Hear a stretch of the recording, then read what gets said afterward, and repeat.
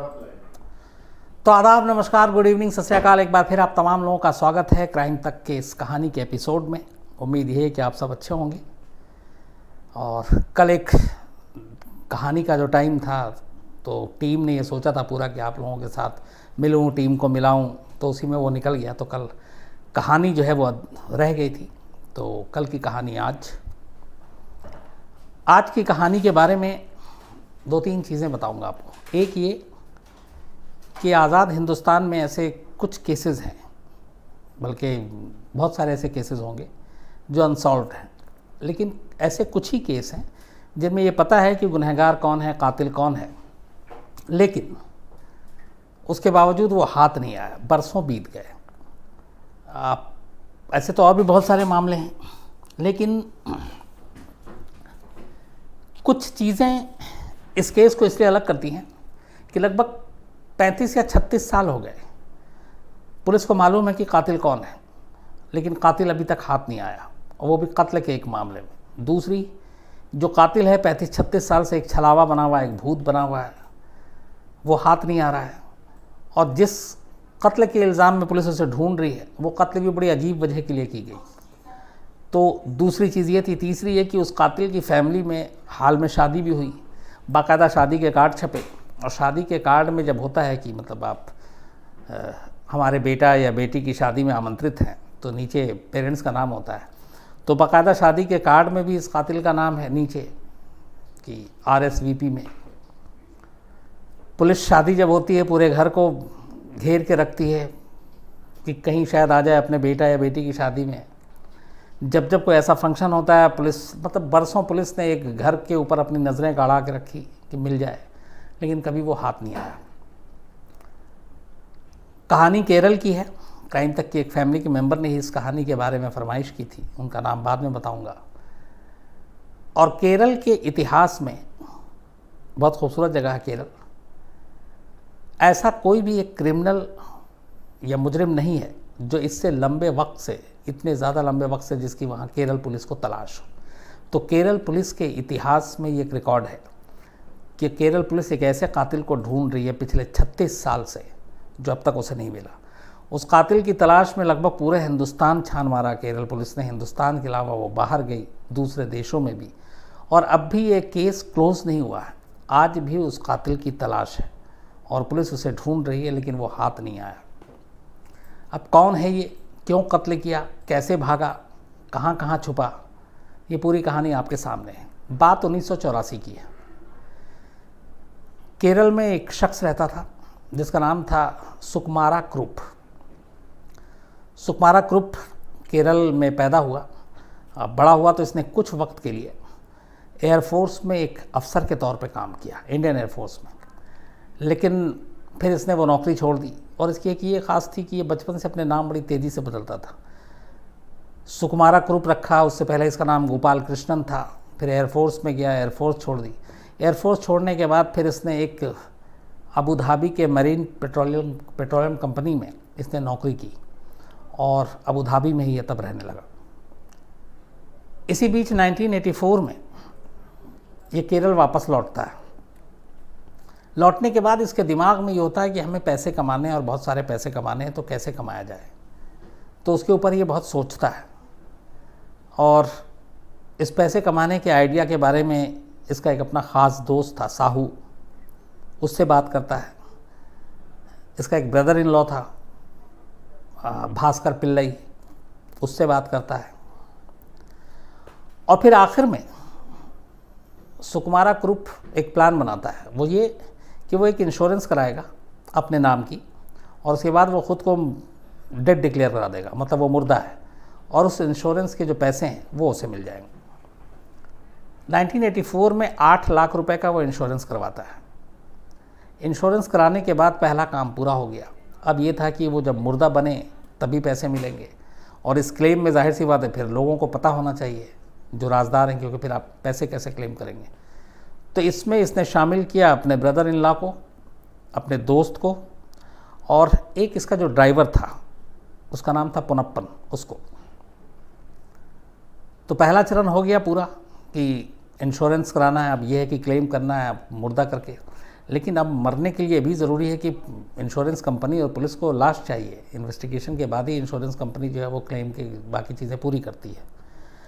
तो अब ये सारे लग गए एक ऐसी लाश को ढूंढने में जो दिखता हो एकदम क्रूप जैसा, कद काठी हुलिया सब कुछ, और इसकी बाकायदा तलाश इसने शुरू कर दी। ये बात किसी को मालूम नहीं थी, राज 3 लोगों के बीच में था। वक्त बीतता है, अचानक 22 जनवरी 1984 को केरल में एक जगह है मवेलिक्रा, और वहाँ पे है एक कुन्नम। तो कुन्नम में एक हाईवे पे केरल पुलिस को एक एम्बेसडर कार नज़र आती है सुबह सुबह। वक्त था करीब 5:30 बजे, 22 जनवरी 1984, और उस एम्बेसडर कार में आग लगी हुई थी। रोड के किनारे किसी ने खबर दी पुलिस को, पुलिस वहाँ पे पहुँचती है। एम्बेसडर कार पूरी तरह से जल चुकी थी, आग बुझाई जाती है। इसके बाद उसके अंदर से ड्राइवर सीट के पास एक शख्स की लाश मिलती है।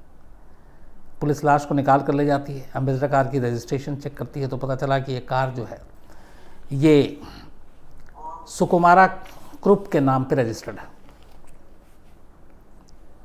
इसके बाद पुलिस लाश को पोस्टमार्टम के लिए भेज देती है, और अब यही था कि सुकुमारा क्रुप की अपनी ही कार के अंदर जलकर मौत हो गई। अब ये पुलिस की पहले दिन की इन्वेस्टिगेशन थी, लेकिन जब वहाँ पे बाकी आईओ वाईओ जो फिर गए और सीनियर अफसर गए तो उन्होंने कार के पास कुछ चीज़ें देखी जिनसे उसको शक हुआ। एक उन्होंने ये देखा कि एक मैच बॉक्स कार के पास ही सड़क किनारे पड़ी हुई थी। दूसरा उन्होंने देखा कि वहाँ पे एक ग्लव्स या दस्ताना है वो भी पड़ा हुआ था। तीसरा उन्होंने देखा कि सड़क पे पेट्रोल की बूंदों के कुछ निशान हैं दूर तक। तो वो बड़ी अजीब चीज़ें थी। लेकिन खैर इसके बाद पोस्टमार्टम होता है, और अगले दिन अखबार में जो है सारी, चूँकि ये तब तक अबू धाबी की कंपनी में काम कर रहा था ग्रुप, तो वहाँ के जितने अखबार थे लोकल, उसमें जो हेडलाइन थी वो ये थी कि गल्फ मलयाली डेड। इसके बाद अगले दिन जब ये सारी चीज़ें आती हैं तो पुलिस को थोड़ा डाउट होता है। उसके बाद शक आता है कि ये जो लाश मिली ये क्रुप की नहीं है, किसी और की है। और तीसरे दिन क्लियर हो जाता है कि मरने वाला सुकुमार क्रुप है ही नहीं। तो 3 तरह की खबरें 3 दिन में अखबार में छपती हैं, क्योंकि इस पूरी कहानी में इतने उतार चढ़ाव थे। सबसे जो तीसरी चीज़ थी और जिसने ये साबित कर दिया कि लाश क्रुप की नहीं है, वो थी तीसरे दिन आई पोस्टमार्टम रिपोर्ट। पोस्टमार्टम रिपोर्ट ने बताया कि मरने वाली की पेट में एक तरह का पॉइज़न मिला है। और नंबर 2, चूँकि कार के अंदर जलकर मौत हुई तो उसके अंदर फेफड़े के अंदर वो जो जलने की सारी चीज़ें हैं, वो गैस और वो धुआं वो जाना चाहिए था, और मौत की वजह वो होनी चाहिए थी कि दम घुटने से शीशा बंद था और सारी चीज़ें। लेकिन मौत की वजह दम घुटना और ये नहीं था, बल्कि मौत की वजह थी कि कुछ उसे पॉइज़न दिया गया था। तो पोस्टमार्टम रिपोर्ट के आने के बाद ये क्लियर हो गया कि ये हादसा नहीं है, ये कोई दुर्घटना नहीं हुआ, बल्कि ये एक मर्डर है। और ये भी हो गया कि इस जो कद काठी और बाकी चीज़ें थीं वो सुकुमारा क्रुप से नहीं मिल रही हैं। तो इसका मतलब है कि वो लाश किसी और की थी। तो अब पुलिस 2 चीज़ों को लेकर क्लियर थी। एक कि गाड़ी के अंदर जो आदमी की मौत हुई है वो गाड़ी में जलने से नहीं हुई, बल्कि उसको जहर देकर मारा गया। नंबर 2, मरने वाला गाड़ी का मालिक नहीं बल्कि कोई और है। अब सवाल ये था कि मरने वाला फिर कौन है। अब पुलिस ने यहीं से अपनी जांच शुरू की। तो जब पुलिस ने जांच की तो पूरी जो कहानी सामने आई वो ये पता चली कि 21 जनवरी 1984 यानी 22 जनवरी की सुबह लाश मिली थी 5:30 बजे। केरल का ही एक नौजवान था जिसका नाम था चाको। चाको फिल्म देखने गया हुआ था, नाइट शो, और उस शहर में वो वहाँ पे एक थिएटर है कुरुवत्ता, उस थिएटर में उसने पिक्चर देखी। चाको की 1 साल पहले ही शादी हुई थी, उसकी वाइफ प्रेग्नेंट थी, और चाको फिल्म इंडस्ट्री से ही जुड़ा हुआ था। वो फिल्म का नुमाइंदा था, फिल्म इंडस्ट्री से ही जुड़े हुए काम करता था। तो वो पिक्चर देखकर लौट रहा था, रात का वक्त था, पैदल ही वो निकल रहा था। उसे लगा था कि कोई पब्लिक ट्रांसपोर्ट मिलेगा। इस दौरान में उस इंश्योरेंस के बाद ये सुकुमारा क्रुप, इसका ब्रदर इन लॉ, इसका दोस्त, और जो गाड़ी थी वो ड्राइवर चला रहा था, ये लोग सड़क पे घूम रहे थे गाड़ी में, और तलाश में थे लगातार कि कोई एक सुकुमारा क्रुप जैसे कदकाठी का बंदा मिल जाए जिसको ये मार सकें और उसके बाद इंश्योरेंस क्लेम कर सकें। तो उन्होंने बहुत ढूंढा, बल्कि उससे पहले इन्होंने मुर्दा भी ढूंढा कि चलो कई मुर्दा घर भी गए चुपचाप ये देखने के लिए कि कोई मुर्दा मिल जाए इस कदकाठी का, इस हुलिये का, बट वो नाकाम रहे। फिर उन्होंने अपने तरह से आदमी को ढूंढना शुरू किया जिसकी शक्ल कदकाठी मिले, नाकाम रहे। इत्तेफाक से उसी रात 21 जनवरी की रात इनको एक बेगर मिला, एक भिखारी, और भिखारी की कदकाठी ठीक ठाक थी, एकदम सुकुमार कुरूप की तरह ही थी। उन्होंने उसको अपनी गाड़ी में भी बिठा लिया। प्लान यही था कि इसको ले जाके आके वैसे ही मार देंगे, लेकिन पता नहीं क्या हुआ, भिखारी को कुछ डाउट हुआ, कुछ शक हुआ रात को, और अचानक वो गाड़ी से कूदकर भाग गया।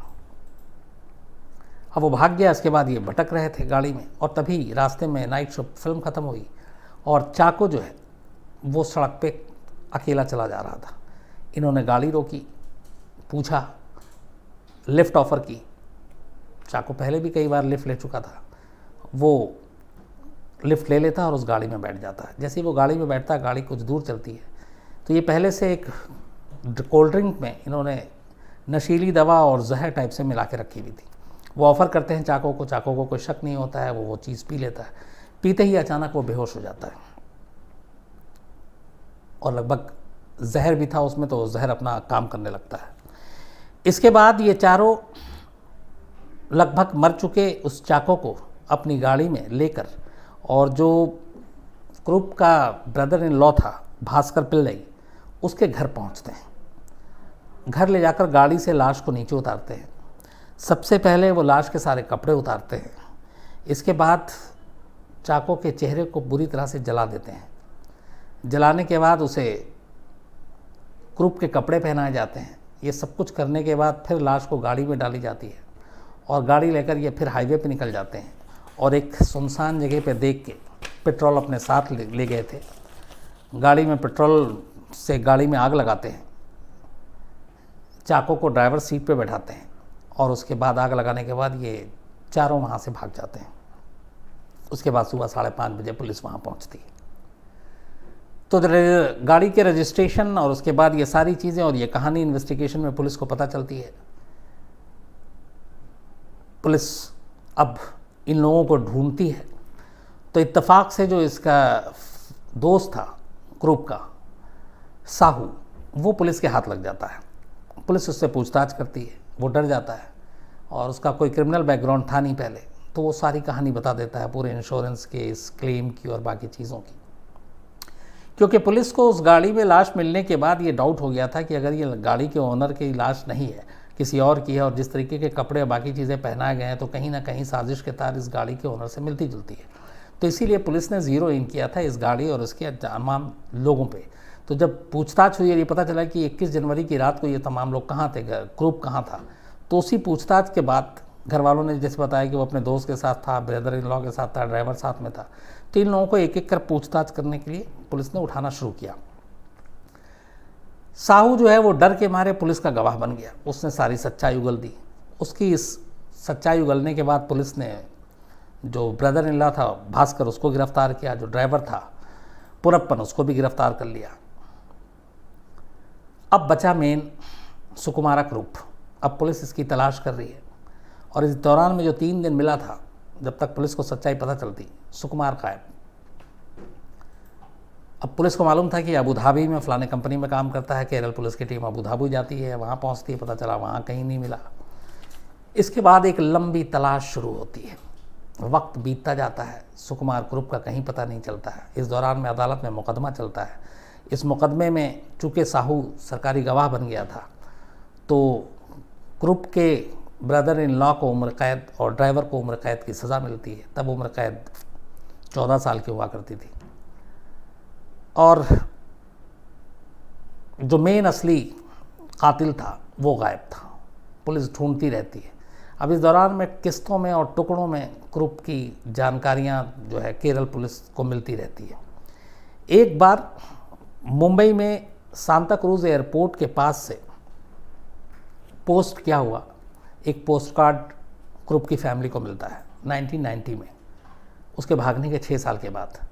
तो अब ये था कि ये पोस्ट कार्ड जो है वहाँ से पोस्ट किया गया है। केरल पुलिस ने चूँकि पूरे घर पे नज़र रखी हुई थी, फैमिली को भी लगातार एक तरह से प्रेशर में लिया हुआ था तो जैसे इस पोस्ट कार्ड के बारे में पता चलता है, पुलिस की टीम फ़ौरन मुंबई पहुंचती है, सांता क्रूज के आसपास के पूरे इलाके को छान मारती है, उसकी तस्वीर दिखाती है, कोई कामयाबी नहीं मिलती। इसके कुछ दिन के बाद अचानक गुजरात से खबर आती है कि गुजरात में जो है क्रूप को देखा गया है, और ये टिप ऑफ इस बार खुद एयरफोर्स ने दिया था, इंडियन एयरफोर्स ने, चूँकि वो उसमें काम कर चुका था। लेकिन जिस जगह पे की टिप ऑफ दी गई थी, जहाँ जानकारी दी गई, वहाँ पे पुलिस की टीम पहुँचती है, मिलता कुछ नहीं है। एक बार पता चला कि भोपाल में एक रिलेटिव है, ग्रुप वहाँ मिलने के लिए या फ़ौरन भोपाल में वहाँ पे टीम पहुँचती है, वो वहाँ नहीं मिलता। इस तरीके से शहर शहर उसके बारे में जब जब जानकारी मिलती, पुलिस की टीम पहुँचती, लेकिन वो कोई फ़ायदा नहीं होता। हालांकि इस दौरान उसकी वाइफ, उसके रिश्तेदार और बाकी लोगों के ऊपर भी पुलिस ने तमाम प्रेशर डाले। कहते हैं कि 3rd डिग्री भी इस्तेमाल किया, क्योंकि उन्हें ये यकीन था कि सुकुमार ग्रुप कहीं भी है, वो अपनी फैमिली के टच में है, तो फैमिली शायद दबाव में बता दे या डर से बता दे।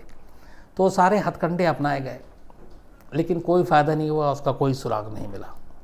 और धीरे धीरे वक्त बीतता गया, 10 से 20 साल हो गए, 20 से 30 साल हो गए, उसका कोई सुराग नहीं मिला। इसी दौरान 2010 में, 9 साल पहले, क्रूप के बेटे सुनीत पिल्लई की शादी थी, और उस शादी केरल में ही थी। और 2010 में जब ये शादी थी, तो क्रूप का जो ब्रदर इन लॉ था, भास्कर पिल्लई, तब तक वो अपनी उम्र कैद की सज़ा काट कर रिहा हो चुका, ड्राइवर भी रिहा हो चुका, दोनों आज़ाद थे। 2010 में शादी थी सुकुमार ग्रुप के बेटे की, बाकायदा, मतलब अच्छे और बड़े पैमाने पे ये शादी हुई। जो शादी का कार्ड छपा, उसमें बाकायदा जो इनविटेशन लेटर भेजा गया था, उसमें सुनीत पिल्लई के नीचे नाम पे लिखा हुआ था, सन ऑफ मिस्टर सुकुमारा पिल्लई। अब पुलिस भी इस शादी में एकदम बिन बुलाए मेहमान की तरह पहुंची, और उसे ये था कि बेटे की शादी में वो कोई ना कोई भेस बदल के आ सकता, मिलेगा, लेकिन वो मिला नहीं। और इसके बाद पुलिस के फिर हाथ खाली रह गए। इस दौरान में पुलिस को बीच बीच में पता चला कि कभी दुबई में, कभी अबू धाबी में वो है, पर पुलिस की टीम वहाँ गई, कोई जानकारी नहीं मिली। आखिरी जानकारी जो ग्रुप के बारे में पुलिस को मिली, वो मिली है सऊदी अरबिया से, कि सऊदी अरबिया के एक छोटी सी जगह पर ये एक जगह पे एक मुलाजिम काम कर रहा, और इसने अपना नाम मुस्तफ़ा रखा हुआ है। ये 2017 का इन्फॉर्मेशन था जो लास्ट आया, कि सुकुमार ग्रुप जो है वो मुस्तफ़ा नाम से सऊदी अरब के एक ऑर्फन हाउस, यतीम खाने में नौकरी कर रहा है, और मुस्तफ़ा नाम है, और वो वहाँ पे है। इस चीज़ को इसलिए भी बल मिला, इस शक को, इस बार, क्योंकि ग्रुप की फैमिली जो है उसका लगातार गल्फ़ आना जाना था। वो हर साल 2 साल में फैमिली का कोई ना कोई मेंबर बारी बारी से वहाँ ज़रूर जाता है, वो सऊदी भी जाते। शुरू में अबू धाबी में, हालांकि ग्रुप की वाइफ जो है वो खुद नर्स का काम कर रही थी, और वाइफ भी सस्पेक्टेड थी इस मर्डर की प्लानिंग में, इंश्योरेंस की प्लानिंग में, और वाइफ की सिस्टर भी, मतलब ग्रुप की साली भी। लेकिन बाद में प्रूफ नहीं मिला, तो उनको इसलिए छोड़ दिया गया, उनको बाहर कर दिया गया फायर से, लेकिन शुरू में ये सस्पेक्टेड थे। तो आखिरी जानकारी मिली सऊदी अरबिया के बारे में, पुलिस की टीम वहाँ पहुँची, सारे इलाके खंगाल डाले, हाँ, लेकिन ग्रुप जो है फिर भी नहीं मिला। 1984 से वो भागा हुआ है। आज हम 2019 में हैं, 19 भी ख़त्म होने वाला है। लगभग 36 साल हो गए, न ये केस बंद हुआ है, न ग्रुप हाथ आया है, न उसकी कोई जानकारी मिली है। हालांकि कहते हैं कि उसकी तलाश में लाखों रुपए, बस लाखों भी अब शायद करोड़ पार कर गए होंगे, केरल पुलिस ने उसकी तलाश की मुहिम में खर्च कर डाले, लेकिन वो आज भी हाथ नहीं आया। केरल पुलिस के इतिहास में कोई इतना लंबे टाइम तक का भगोड़ा, जो 36 साल से कानून की आंखों में धूल झोंक कर भाग रहा है, कोई दूसरा क्रिमिनल नहीं है, कोई दूसरा इसकी कोई मिसाल नहीं है वहाँ पे। तो ये अब तक एक सबसे, और दूसरा केरल पुलिस के इतिहास में सबसे ये लंबा केस है जिसमें अभी तक मुजरिम उसके हाथ में नहीं आया। तो कई रिकॉर्ड बना रखे हैं इस ग्रुप ने। तो कहते हैं कि उसकी ये कहानियाँ जब जब वहाँ लोकल न्यूज़पेपर मैगज़ीन में छपती हैं, लोकल न्यूज़ चैनल में, तो उसकी इस वजह से सिर्फ कि ये देखो पुलिस को इसने कैसा चकमा दे रखा, 36 साल से हाथ नहीं आया, तो उसकी कई जगहों पे हीरो जैसी भी इमेज बन गई कि ज़हीन है, शातिर है। 2017-18 में उसकी इस पूरी कहानी को लेकर केरल के एक जाने माने एक्टर उस पर फिल्म भी बनाई। अब वो पता नहीं वो फिल्म शायद रिलीज़ हुई है या अभी बन रही है, लेकिन 17 में ऐलान किया गया कि सुकुमार ग्रुप के ऊपर फिल्म बनाई जाएगी, तो वो भी चल रहा है। लेकिन कुल मिला के कहानी ये है कि एक फिल्म इंडस्ट्री से जुड़े हुए नौजवान के कत्ल के मामले में 36 साल के बाद भी सुकुमारा ग्रुप केरल पुलिस के हाथ नहीं आया। और सबसे अहम चीज़ कि जब उसने ये कत्ल किया था 1984 में, तब उसकी उम्र थी 38 साल, 38 ईयर। आज अगर उसमें हम जोड़ दें करीब 36 साल, तो अगर अभी वो है और ज़िंदा है तो शायद उसकी उम्र 74 या 75 ईयर हो जाएगी। तो 74-75 साल का हो जाएगा। जाहिर सी बात है, बूढ़ा बुज़ुर्ग हो गया होगा। लेकिन अब भी वो पुलिस को लगातार चकमे दे रहा और पुलिस के हाथ नहीं आया। तो ये थी कहानी केरल के इतिहास में अब तक के सबसे लंबे भगोड़े, जिसकी तलाश है पुलिस को, और उसने तमाम चकमा दिया है और वो हाथ नहीं आया। अब मैं आगे सवाल लूँ उससे पहले कुछ नोट करके लेके आया हूँ। एक तो पहले सबसे आप तमाम लोगों को फिर से दिल से शुक्रिया, क्योंकि बहुत सारे मेल आए हैं क्राइम तक फैमिली के 1 मिलियन सदस्य होने के। तो मैं फिर वही कहूँगा, इसके हकदार आप लोग हैं। कुछ मेल हैं जो मैं आपके सामने रखता हूँ। एक असद कमाल हैं, कुछ लोगों ने कुछ सवाल भी किए हैं, वो भी इसी में शामिल है। एक हर्ष अग्रवाल हैं, इन्होंने कोई एग्जांपल दिया नॉर्थ कोरिया, साउथ कोरिया और इंडिया का, कि क्या किसी मुल्क की करेंसी जो है उसके बॉम्ब और न्यूक्लियर बॉम्ब और एटम बम के ऊपर डिपेंड करता है कि वो कितनी मजबूत या कमज़ोर है। तो हर्ष अग्रवाल साहब, ऐसा कुछ नहीं है कि आपके पास बॉम्ब ज़्यादा हैं तो आपके पास आपकी करेंसी मजबूत होगी, आप अमीर हैं। वो सारी बाकी चीज़ों पे डिपेंड करता है। वरना अगर ऐसे ही है तो पाकिस्तान भी न्यूक्लियर कंट्री है, उसके पास इंडिया से ज़्यादा न्यूक्लियर बॉम्ब है कुछ। लेकिन अगर आप उसकी माली हालत देखें तो बहुत बुरी है, करेंसी की हालत भी बुरी है। तो करेंसी की वैल्यू बढ़ती है, आपकी इकोनॉमी कितनी अच्छी है, आपका जीडीपी कितना अच्छा है, उन चीज़ों से। दयान देव एस धोरलट साहब हैं, नाम अगर मैंने सही लिया, अगर गलत लिया हो तो माफ़ कर दीजिएगा। ब्रजेश त्यागी जी हैं, ये इन्होंने कहा था कि मैंने वादा किया था कि 1 मिलियन पे अपनी कहानी सुनाऊंगा। ब्रजेश त्यागी जी, मैं पक्का सुनाऊंगा, सही वक्त को, बस सही वक्त का इंतज़ार कर रहा हूँ। धीरज चौहान हैं, इनका कहना है कि भोपाल गैस त्रासदी पे मैंने जो स्टोरी सुनाई थी उसमें सीईओ जो एंडरसन था उस वक्त भोपाल में उस प्लांट का, वो गायब हो गया, भाग गया था, उसको जाने दिया गया था सरकार की तरफ से। लेकिन उस हादसे के लिए सीईओ कैसे जिम्मेदार हो सकता है? वो किसी मुलाजिम या टेक्नीशियन या बाकी की गलती होगी। धीरज चौहान साहब, यहाँ पे थोड़ी सी आपको मैं बता दूँ कि बेशक सीईओ जिम्मेदार डायरेक्ट नहीं होता, लेकिन यहाँ पे इसलिए एंडरसन डायरेक्ट जिम्मेदार था क्योंकि वहाँ के फैक्ट्री के जितने वर्कर थे और जो सुपरवाइज़र, तमाम लोगों ने कहा था कि ये जो इथाइल मिथाइल और जो बाकी ख़तरनाक वहाँ पे जानलेवा गैस है, उसके रख रखाव में लापरवाही बरती जा रही है, मरम्मत की ज़रूरत है, कुछ उसमें नई मशीनों की ज़रूरत है।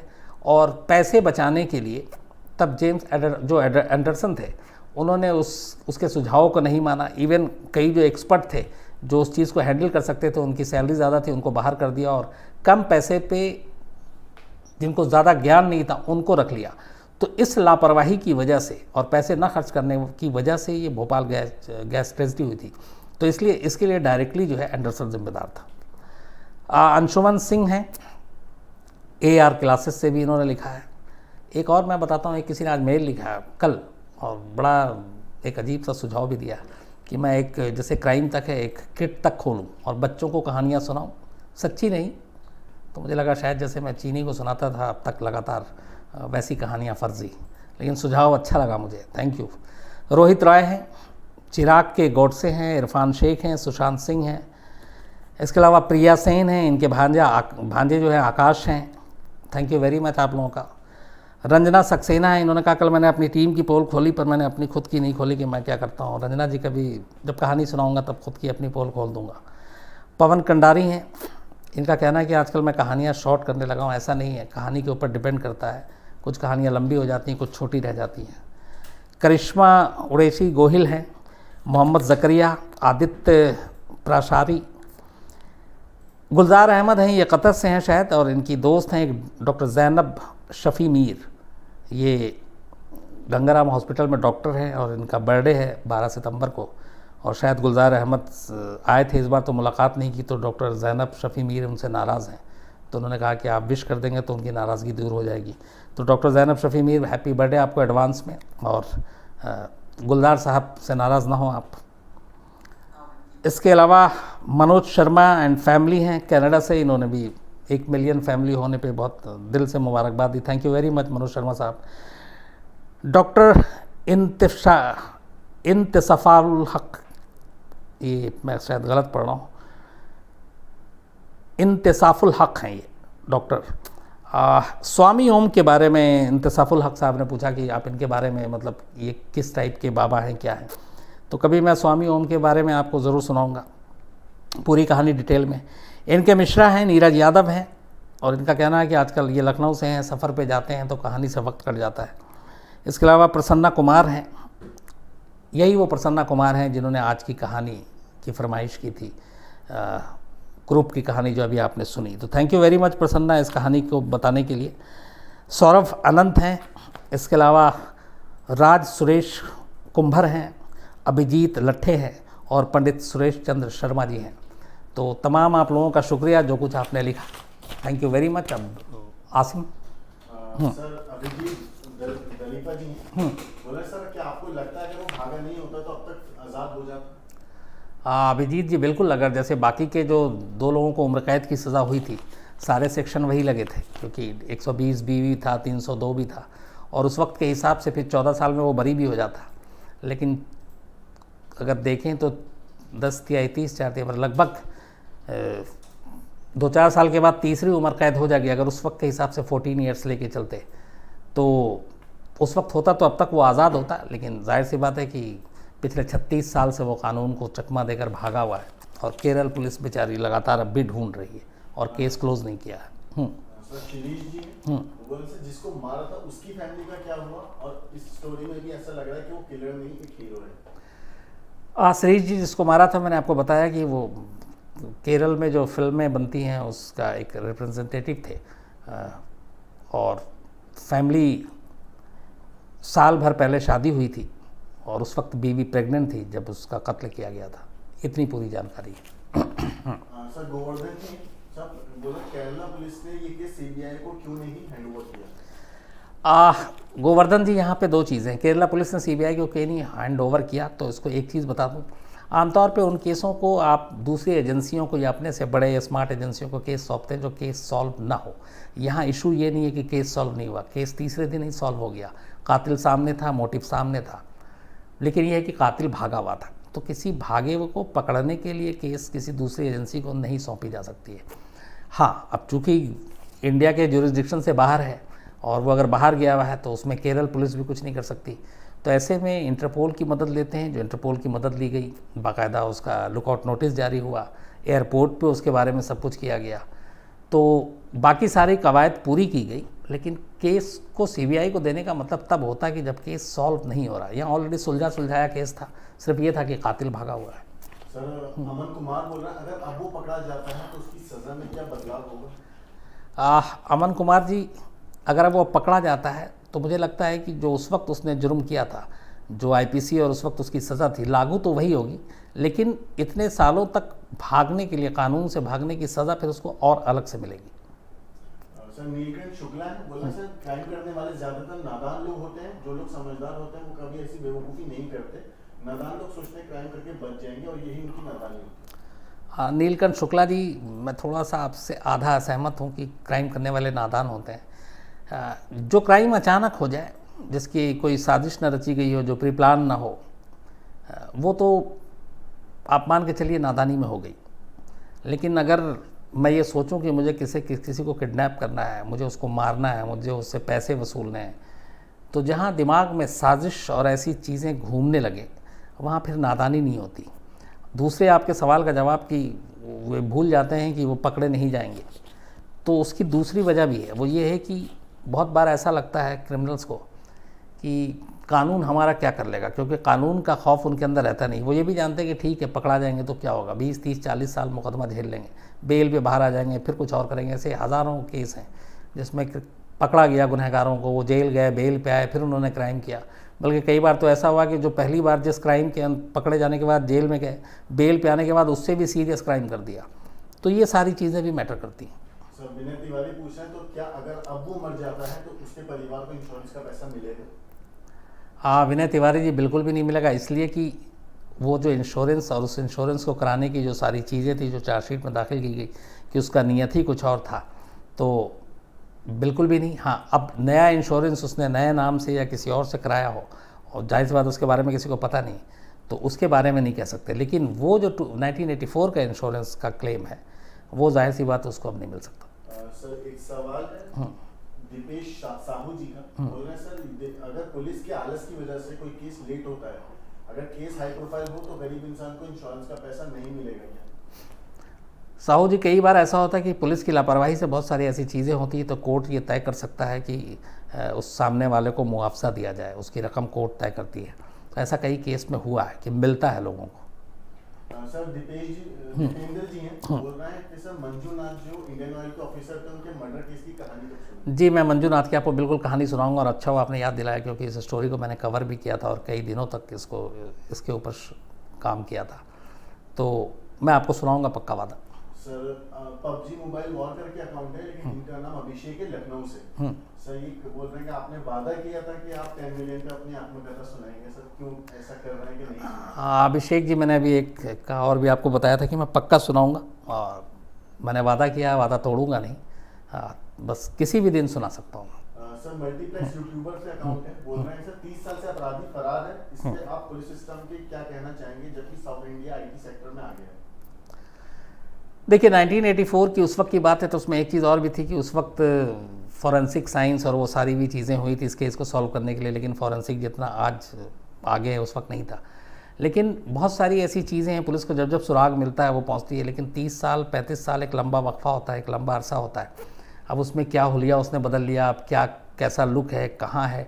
एक चीज़ केरल पुलिस ये यकीन करती है कि वो हिंदुस्तान में नहीं है, हिंदुस्तान के बाहर ही है, और बाहर में भी ये है कि वो कहीं ना कहीं गल्फ़ में है। तो लेकिन अब कहाँ है, किस नाम से है, किस हुलिये से है, ये बड़ा मुश्किल है ढूंढना पुलिस के लिए।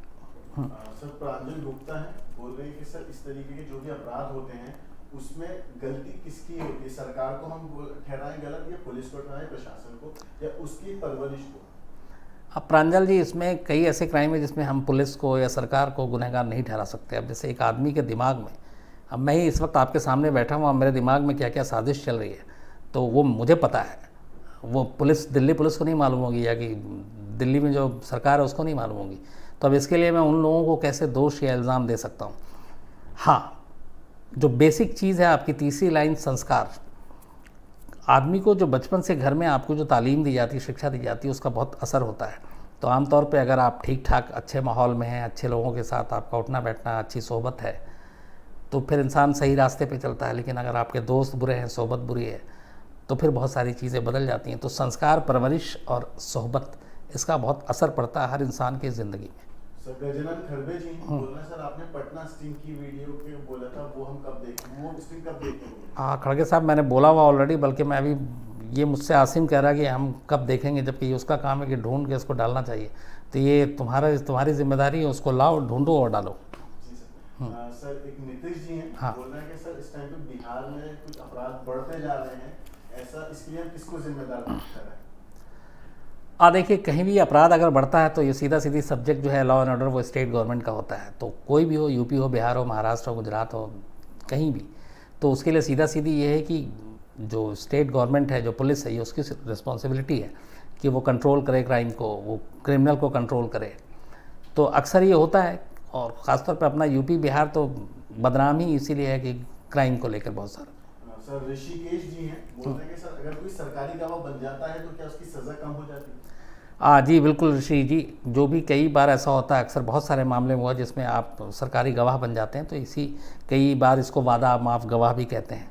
तो उसमें फिर कानून जो है, पुलिस आपके साथ मुरव्वत बरती है और आपको जो है सज़ा या तो बिल्कुल ही ख़त्म कर दी जाती है या बहुत ही मामूली सज़ा होती है। इसीलिए, और ऐसे जो आमतौर पर जो सरकारी गवाह बनते हैं या इस तरीके से वादा माफ़ गवाह, उसमें पुलिस की मजबूरी ये होती है कि ज़्यादातर उन केसेस में बनते हैं जिसमें पुलिस के पास कोई सबूत ना हो और कोर्ट में वो केस ठहरे नहीं। तो अब ऐसे केस में क्या करें, तो एक ऐसा जो उस केस से ही जुड़ा हुआ हो, अगर वो आता है और वो ये सारी चीज़ें कहता है तो उसकी एक अहमियत होती है कोर्ट में। तो इसीलिए आम तौर पे सरकारी गवाह उन केस में ही पुलिस लोगों को बनाती है जिस केस में सबूत पुख्ता ना हो, कमज़ोर हो। सर मुदिता रावत है बोल रही है कि सर जब हम इसको प्रत्यर्पण नहीं करके उसे दूसरी कंट्री से हिंदुस्तान नहीं ला सकते तो दाऊद हो या फिर माल्या हो, इन जैसे अपराधियों को कैसे लाएं? नहीं रावत जी, यहाँ पे आप मुनीता रावत जी, आपने अगर ये जो कहा तो थोड़ा सा सवाल आपका मुझे लगता है पूछने में आपने गलती कर दी। प्रत्यर्पण की बात तब आएगी जब ये किसी देश में मिल जाए, दिख जाए, पकड़ा जाए, तब फिर उसको लाते हैं। प्रत्यर्पण ये होता है कि हमें जिसकी तलाश है, कानून को जिसकी तलाश है और वो किसी मुल्क में है और उस दिख गया, मिल गया है, तो अब उसे हमें भारत लाना है और वहाँ की सरकार लाने नहीं दे रही। तो विजय माल्या से लेके बाकी जो आपने एग्जाम्पल दिया उनमें और इस कहानी में बेसिक फ़र्क ये है कि केरल पुलिस को और या हम लोगों को, इंडियन कानून को ये पता ही नहीं है कि क्रूप कहाँ है, किस देश में है, किस नाम से रह रहा है। तो जब उसके बारे में उसका लोकेशन नहीं मालूम है तो फिर प्रत्यर्पण किसका करेंगे? सर अदिति जी हैं, अदिति जी ये बोल रही है कि सर अभी इसकी लास्ट लोकेशन क्या पता चलेगी भारत की खुफिया एजेंसी को या सरकार को? अदिति जी, जो आखिरी 2017 में पता चला था कि सऊदी अरब के एक छोटा सा कोई इलाका है, वहाँ पे एक यतीम खाने में ये नौकरी कर रहा है मुस्तफ़ा नाम रखकर, और इसके बारे में बाकायदा यहाँ से केरल की पुलिस की टीम गई थी, इंटरपोल की मदद ली थी। लेकिन वहाँ जाने के बाद जब इंक्वायरी हुई, पूछताछ हुई, सारी चीज़ें हुई, तो ये इन्फॉर्मेशन में भी गलत निकला। मुस्तफ़ा नाम का शख्स कोई और था, ग्रुप नहीं था। सर विकास नेगी जी हैं, बोल रहे हैं कि सर हम आपको लाइव एक साल से देख रहे हैं, अब आपको रूबरू देखने का मौका कम मिल रहा है। कौन है? विकास नेगी। विकास नेगी जी, कभी भी क्या, बिल्कुल आप कहानियाँ सुनते हैं, जब कभी मौका मिलेगा हम लोग रूबरू भी होंगे, आमने सामने भी बात करेंगे। बल्कि बहुत सारे लोग ऐसे हैं जो दिल्ली आसपास में हों या दिल्ली प्रोग्राम में, शायद साहित्य आज तक कब शुरू हो रहा है? नेक्स्ट वीक अक्टूबर में साहित्य आज तक शुरू हो रहा है, जो हर साल होता है। अब तो ये 2-3-4 सालों से फीचर हो चुका है, तो 3 दिन का होगा दिल्ली में, और चूँकि उसमें वहाँ पे भी मुझे कई सेशन करने होते हैं, तो साहित्य, और मैं सुनता भी हूँ बहुत सारे लोगों को, कई अपने शायर वहाँ आते हैं, कुछ सिंगर आते हैं, तो इन लोगों का परफॉर्मेंस देखना अच्छा लगता है, शायरी सुननी अच्छी लगती है।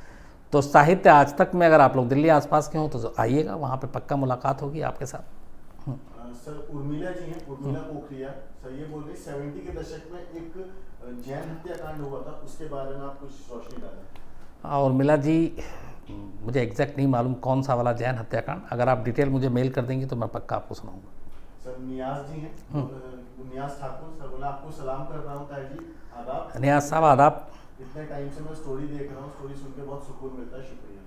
थैंक यू वेरी मच नियाज साहब, आपका भी स्टोरी सुनने के लिए। सर अभिजीत जी हैं, बोल रहे हैं कि सर आपने अपनी क्राइम तक की टीम को कोई टारगेट दिया था 10 लाख का, या आने वाले टाइम में कोई टारगेट देंगे? नहीं, मैं फिर वही है कि जर्नलिज्म में और बाकी जो चीज़ें हैं उसमें फ़र्क नहीं रहेगा। ये आमतौर पे बहुत सारे ऐसे MNCs और वहाँ हैं जहाँ पे आपको टारगेट दिया जाता है, हर एक को मार्केटिंग में ख़ास तौर पे टारगेट दिया जाता है। हमारे यहाँ भी जो मार्केटिंग डिपार्टमेंट है उनको टारगेट दिया जाता है, और वो जब टारगेट अचीव करते हैं तो उनको बाकायदा वर्ल्ड टूर पे ले जाया जाता है, अलग अलग US से लेके, यूरोप से लेके ऑस्ट्रेलिया घुमाया जाता है।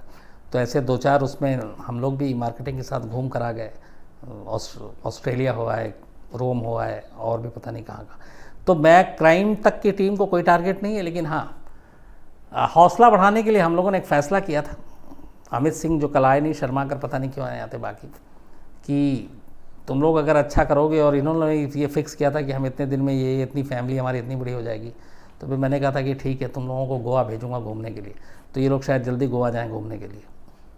सर शमशेर सिंह, दीपक, आसिम, वर्णिता और रितेश से आपकी मुलाकात नहीं, किसी दिन रितेश से मुलाकात करेंगे। वो जो पूरा वीडियो जो है वो एडिट करते हैं, वो रितेश ही करते हैं, तो एक दिन मैं बुलाऊंगा, उनको ही मिलाऊंगा।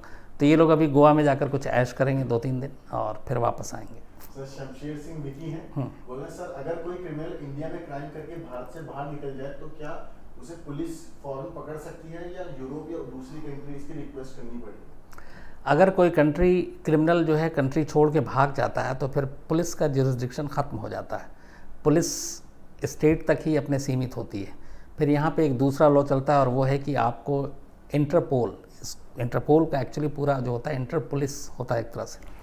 तो हर जो कंट्री की सबसे बड़ी एजेंसी होती है, जांच एजेंसी, वो इंटरपोल का मेंबर होता है। जैसे अपने यहाँ देश की सबसे बड़ी जांच एजेंसी CBI है, तो इंटरपोल का मेंबर जो है वो CBI होता है। तो कोई भी पुलिस जिसका एक क्रिमिनल, जैसे इसी का एग्जांपल ले लें कि अगर ग्रुप के बारे में पता चला है कि सऊदी अरब में है, तो केरल पुलिस डायरेक्ट अपना पिस्टल लेके सरकारी और सऊदी अरब नहीं जा सकती है। उसको इंटरपोल की मदद लेनी पड़ेगी। अब इंटरपोल की मदद कैसे लेगी? वो सीबीआई के पास अपील करेगी, सीबीआई को वो कोर्ट के सारे दस्तावेज दिखाएगी कि ये वांटेड है, ये इस मर्डर में पूरा क्राइम उसको बताना पड़ेगा। सीबीआई जो है वो उसको इंटरपोल को भेजेगा, इंटरपोल को कहेगा कि हमारी कानून को तलाश है, ये भगोड़ा है और ये ऐसे ऐसे सऊदी अरब में देखा गया। देन इंटरपोल, सऊदी अरब भी चूँकि इंटरपोल का मेंबर है, वो उसके चीफ को इन्फॉर्म करेगी कि ऐसे ऐसे आपके यहाँ है, तो इंडिया से इनकी जो अपनी जो पुलिस है वो यहाँ आएगी, आप उसको पकड़ने में मदद कीजिए। तो इन कागजी कार्रवाई के बाद आप जाकर पकड़ सकते हैं। सर नीतीश त्यागी बोल रहे हैं कि सर काफी टाइम हो गया किम जोंग उनकी कोई चीज हम लोगों ने वारदात पे नहीं देखी। अरे नीतीश जी, मैं भी बड़ा इधर मिस कर रहा हूँ किम जोंग उनको, बल्कि ज़माना हो गया इधर वारदात में भी स्टोरी नहीं की, एक वक्त में तो बहुत सारा कर रहे थे, बल्कि किम जोंग उन नहीं बोलना चाहिए, मार्शल किम जोंग उनको मिस कर रहा हूँ। अब वो कुछ ऐसी हरकत करें तो फिर बनाता हूँ जल्दी पूरी उनकी कहानी। सर गजराज जी बोले सर पुलिस चाहे तो क्रिमिनल, सर पुलिस चेहरा मीडिया में दिखा दे ताकि गुनहगार पकड़ा जाए। गजराज जी, पूरे मीडिया में हर जगह, हर अखबार में, सब जगह सीरियल भी बन चुकी है, ग्रुप की तस्वीरें पब्लिश हो चुकी हैं, अब तो फिल्म भी बन रही है, लेकिन वही है कि वो हाथ नहीं आया और पुलिस ये मान के चलती है कि वो इंडिया में है ही नहीं। चलो लास्ट, चालान कटने का एक सिलसिला चालू है, कहीं आपका तो कोई चालान अभी तक नहीं कटा? राजीव जी नहीं, मेरा बिल्कुल चालान नहीं कटा, बल्कि आजकल एक ऐप आ गया जिसमें आपके पुराने हिस्ट्री भी बताते हैं कि आपका कोई पुराना कहीं चालान तो नहीं कट गया, क्योंकि आज चालान आजकल सिर्फ सड़क पर नहीं कटता, कैमरे में भी आपका आ गया और घर पर नोटिस आ जाता है। लेकिन मेरा अब तक का ये है कि बिल्कुल नीट एंड क्लीन है, एक भी चालान नहीं है, और मैं अपने कागजात पूरे रखता हूँ, चाहे वो ड्राइविंग लाइसेंस हो, आरसी हो, या फिर इंश्योरेंस हो, पॉल्यूशन सर्टिफिकेट हो, तो और सीट बेल्ट बांधता हूँ। इसके अलावा रैश ड्राइविंग बिल्कुल नहीं करता। तो ये सारी चीज़ें हैं, और अगर आप ये सारी चीज़ें कर लें तो फिर ये चालान और इन चीज़ों का डर नहीं होता, क्योंकि पुलिस वाली पहली नज़र कब होती है किसी को जब पकड़ता है? पहली चीज़, अगर आप कार में जा रहे हैं तो सीट बेल्ट पहनी है कि नहीं। अगर सीट बेल्ट नहीं पहनी तो समझिए कि आपके एक इस जुर्म के चक्कर में 5, 6, 7 और आपके पोल खुल जाएंगे। तो अगर आपने सीट बेल्ट बांधी है, आप ट्रैफिक जो लाइट है उसके हिसाब से चल रहे हैं, रेड पे आप क्रॉस नहीं कर रहे हैं, तो कोई भी ट्रैफिक पुलिस वाला हाथ दे के आपकी गाड़ी को कभी नहीं रोकेगा। उसी तरह बाइक पे अगर आपने हेलमेट पहन रखी है, रेड लाइट जंप नहीं कर रहे हैं, तो कोई भी पुलिस वाला नहीं रोकेगा। दिल्ली में हर दिन मतलब 40 से 50 या 60 लाख गाड़ियाँ आती जाती हैं सड़कों पे, तो अब आप ये सोचिए, और इनके ऊपर होते हैं मुश्किल से कितने 5000 ट्रैफिक पुलिस वाले, तो 40 लाख गाड़ियों को हर दिन जो सड़क पर उतरती हैं 5000 पुलिस वाले कैसे रोक सकते हैं? तो इसीलिए उनका काम ये होता है कि देखते हैं कि कौन ख़तरनाक गाड़ी चला रहा है, किसने सीट बेल्ट नहीं पहन रखी है। कई बार ऐसा भी होता है कि आप सीट बेल्ट नहीं पहने हुए और आपके पीछे वाले भी 2-3 ने नहीं पहनी कार में, बट वो एक ही को हाथ देके जब तक उससे निपटते हैं बाकी 2 निकल जाता है। तो अगर इन चीज़ों को फॉलो करें तो फिर डरने की कोई ज़रूरत नहीं है। तो आज इतना ही, लंबी बात भी हो गई आपसे, अब मुलाकात होगी आपसे कल किसी नई कहानी के साथ। तब तक थैंक यू वेरी मच, और वंस अगेन थैंक